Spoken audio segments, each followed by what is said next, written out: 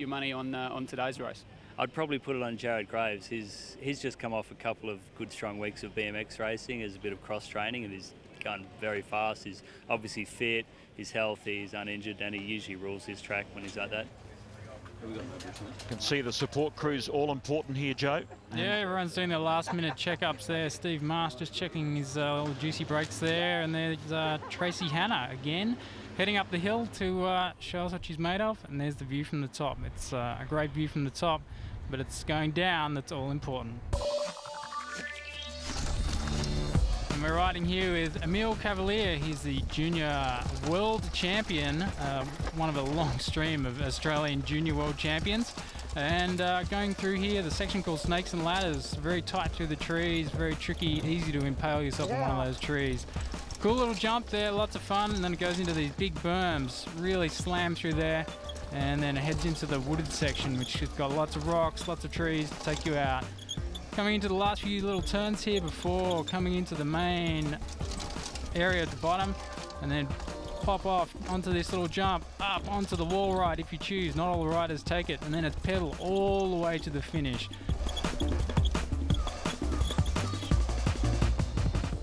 The women's field, of course, the defending champion Tracy Hanna and rider 302 Emma McNaughton, third in 2005. She's been on the podium a few times. Certainly has. Very consistent rider. She's been getting faster and faster with every year, and certainly having a four cross track out the back of your parents' farm certainly helps. And yeah, pedaling like crazy down here. The time should be pretty good. She was 7:12.79 in qualifying, and she stops the clock at 7:13.46, so not as quick as qualifying. No, she's in the hot seat, but we'll see what Tay can do. Taylor Muxlow from Victoria. She hasn't been on the scene for a couple of years. She's taken a bit of a rest, but back on the bike and still looking pretty fast. Dual champion in 98 and 99, now 32 years of age, so off the bike for quite some time, but impressive in qualifying, 7:10.05. Yeah, when she wants to put it down, she certainly can. Very smooth rider. She's got plenty of power on those legs, and love jumping the bike too. Doesn't mind lofting it up there, as we can see. But and in the wooded section, very confident here over the rocks. She'll be doing pretty good. Looks like a reasonably good time. You can see how technically adept she is through that very difficult section of the course. Yeah, she's definitely one of the better technical riders. I'd class Emma as more of a flat track rider. She can get the power down on the flat, but it's in the techie bits on this course that matter. Again, not as quick as qualifying. 7:16.75 for Taylor Maxlow, as we see Tracy Hanna, the defending champion, who was very, very quick in qualifying, scorching the dirt at 6:42.67, so she was clearly the quickest. Well, yeah, she's already a dual Australian champion, so she'll be looking to add a third one of those titles to the mantelpiece to put alongside her brother Mick Hanna's many trophies from overseas. But Tracy, incredibly fast, especially since she's only 17 years old. Of course, finished second to Sabrina Jonia, the French woman last year, but was crowned Australian champion. You can see how she's attacking that twisting section of the downhill. Yeah, she really throws it through the corners. She loves leaning the bike over, just like Mick. So her brother's taught her a hell of a lot of good riding skills. Well, she knows she's got it because just a little flick of the front tyre, and she's going very strongly. It's going to be under 7 minutes, 6 minutes 46.67 for Tracy Hanna. She's done it 3 straight Australian titles. How was your run? Oh, it was good. It was a bit sketchy because coming down after everyone's raced and practiced, big holes, and you don't realize. I had to slow it down a bit. I was going pretty hard off the start, and then I was like, if I don't cruise down, I'm going to crash. The under-19 men and the future of the Australian scene, and judging on the qualifying times, Joe, are very, very close to the senior men. So it looks like it's a pretty good future for Australia. Yeah, absolutely. There's a ridiculous amount of incredibly fast juniors. Oh, nice style there from Joel Bain. And yeah, these guys are so fast, it's scary. So they're only going to get faster, and I can see a whole lot more junior world champions coming up through the ranks. Joel Bain was the 3rd quickest in qualifying at 4th quickest, in fact, at 6:30.96. The quickest was James Maltman of Queensland. The 2 Western Australians, Bain and Bell, should be pretty hard to beat. They'll be pushing for a podium finish, and it's going to be pretty useful time. It's got to be under his qualifying time. 6:22.89. Okay, fellow West Australian here. This is Ben Bell, and he's looking really fast there, nice and smooth through that really rocky corner. And he's got the bike leant right over to get those side knobs grabbing in. It's a very tricky corner, that easy to blow it out. But he's on the pedals, he's really pumping away there. And yeah, like all the fast guys, he's just going straight over that rock, not even bothering to get around it. It's a smooth section of the course, Joe, but the rocks can play a part, so luck, it certainly is a bit of a roll of the dice, isn't it, with a downhill? It certainly is. It's a pretty punishing course on gear and also tyres. So there's like a lot of smooth sections, but then there's a few rocks just, you know, rolling around there to take out a tyre. Well, Ben Bell is just throwing the bike around, and this is an impressive run. Looks like it's going to be tight with Joel Bain. And he's attacking the last section of the course. Really pedaling that hard. Oh, and it's the quickest time, 6:21.71. Nice work in the hot seat, and now we've got James Maltman from Queensland. So he's the man that's standing between Ben Bell and victory here. Yeah, it'll be interesting to see how it goes. Very sketchy there indeed. That's he's very lucky to ride that one out. But it seems to have settled it down a bit more. We'll see how it goes. Oh, just barges that berm. So Maltman giving a bit of aggro there, and oh, he's looking down there. I think he's got a bit of a chain problem. This could be the end of the line for Maltman, but we'll just see. Well, it's a very quick first section of the course as James Maltman was trying to attack early, but he just got some technical problems and mechanical problems midway through his run. He's got it back on track now. I reckon he's still going very fast for a guy without a chain, so he's just pumping it away, trying really hard to get as much speed happening there. Oh, look at this. This is just improvisation from James Maltman. Stops the clock at 6:24.36 under enormous problems. Yeah, it's a real shame for him, but here's Ben Bell. It's good, yeah. There has been a lot of fast under 19 riders, and yeah, they're like always pushing the limit, so it's hard to beat them. So it's good to get a win for once. So I'm pretty happy with that.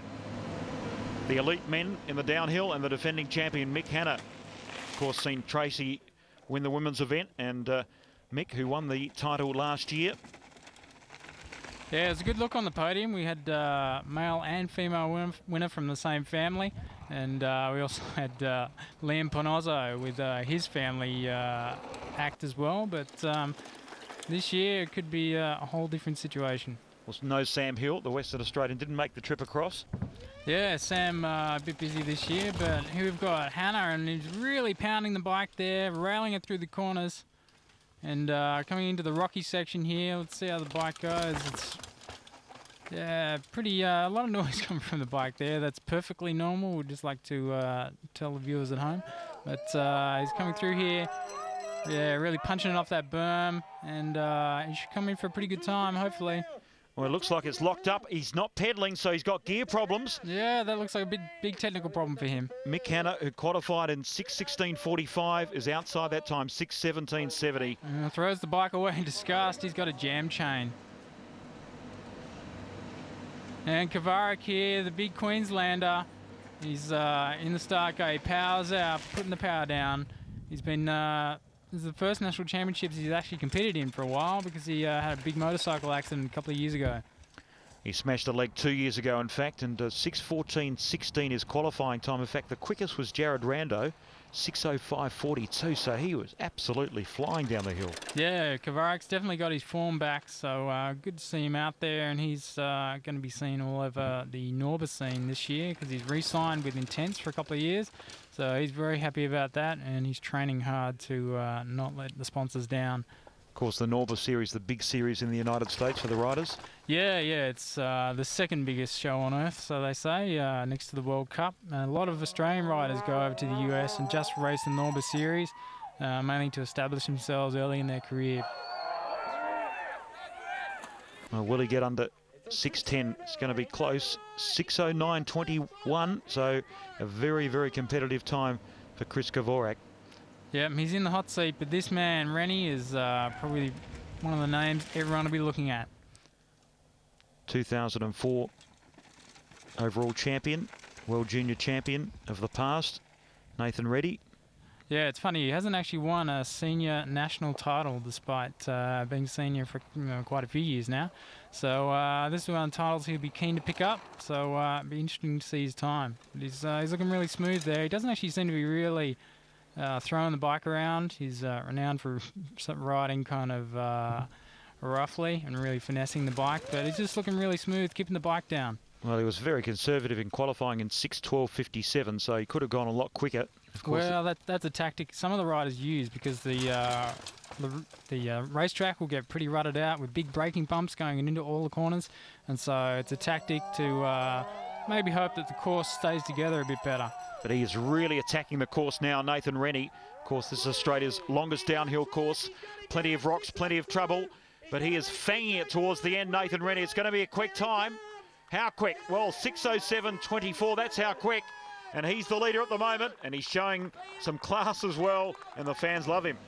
Yeah, that's a blistering time. Be interesting to see who can top that. But it could be this rider here, Emil Cavalier from New South Wales. He is the current junior world champion. So he's definitely one of the riders to keep an eye on. Looking very smooth there. You talked about how the junior ranks are swelled with absolute talent. This man has got blistering speed, and he's a fearless rider as well.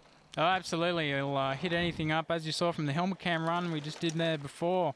He's really rails the turns, loves to stuffing the bike into a corner and then hitting the big ramps like this. Pops it up there nice and big, and he's just going to slam it into these corners. He was just outside 6:10 in qualifying, 6:11.9. But that's not a gauge because a lot of riders were patient, a little bit foxy in qualification. And look at him now, just attacking that twisting, turning technical section of the course. And he's looking strong too at the end.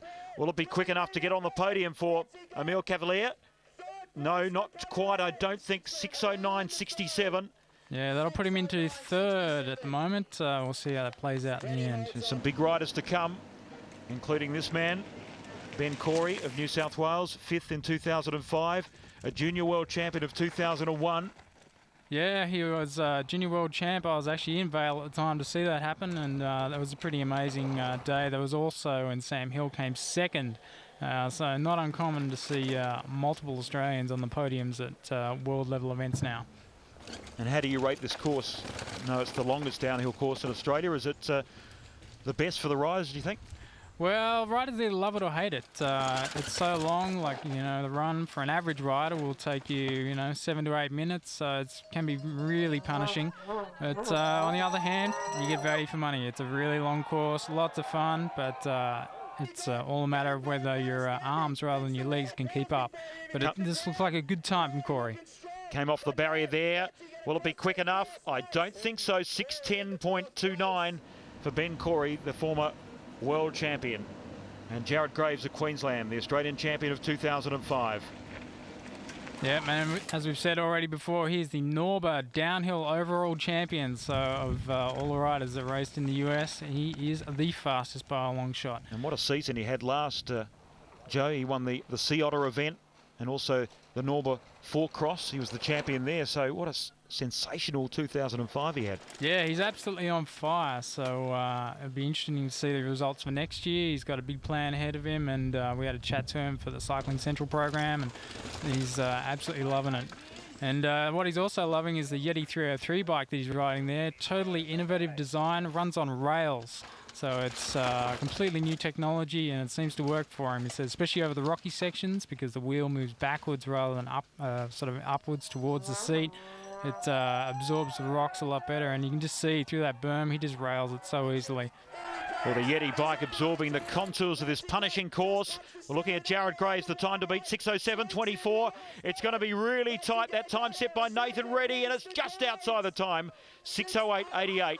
Puts him in second place at the moment. That's a real shame for Graves. He's been wanting to win on this course. As Sharple said, he's definitely the man for this sort of course.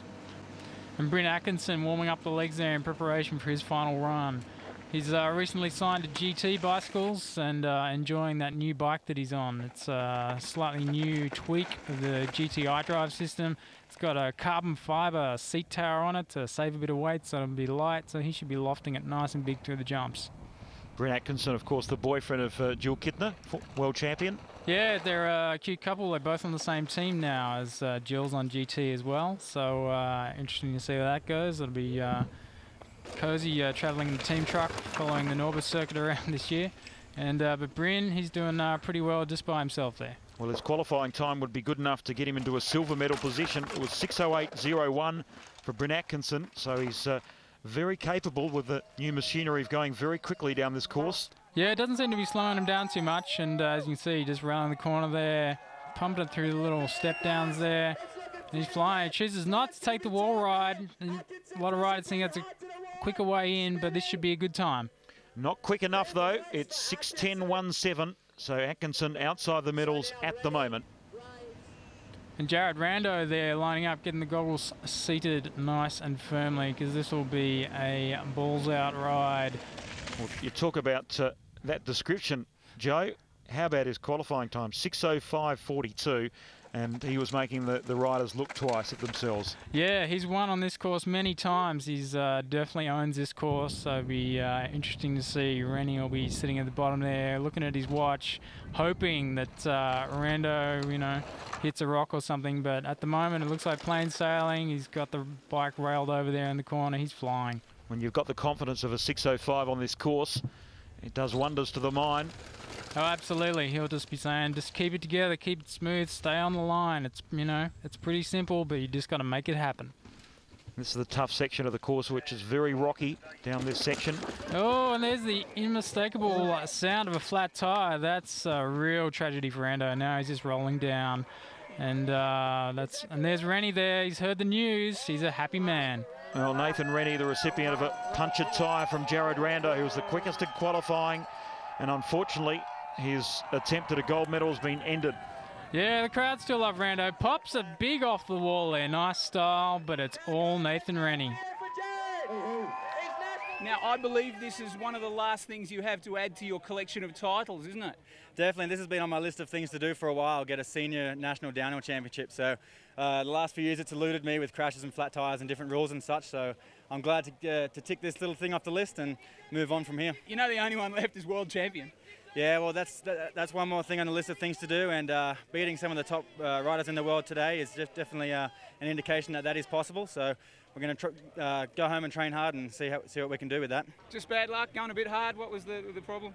Yeah, I was on my line and everything. I wasn't getting out of control or anything, but yeah, it's just, I don't know, I didn't even feel it hit anything hard or anything. It was just all of a sudden I had no air in my tyre. Pretty close again, I guess, but if there's anyone you're going to get beaten by, Rennie's probably the one to get beaten by, I guess. So I'm still pretty happy with the result. Well, that's it for the 2006 Australian Mountain Bike Championships. Attention now shifts to the Oceania Championships in New Zealand shortly. Also the site of the World Championships, so a lot of riders will be looking to do well on that course. And of course for our cross-country riders, the Commonwealth Games looms large. But for now, it's goodbye from Thredbo.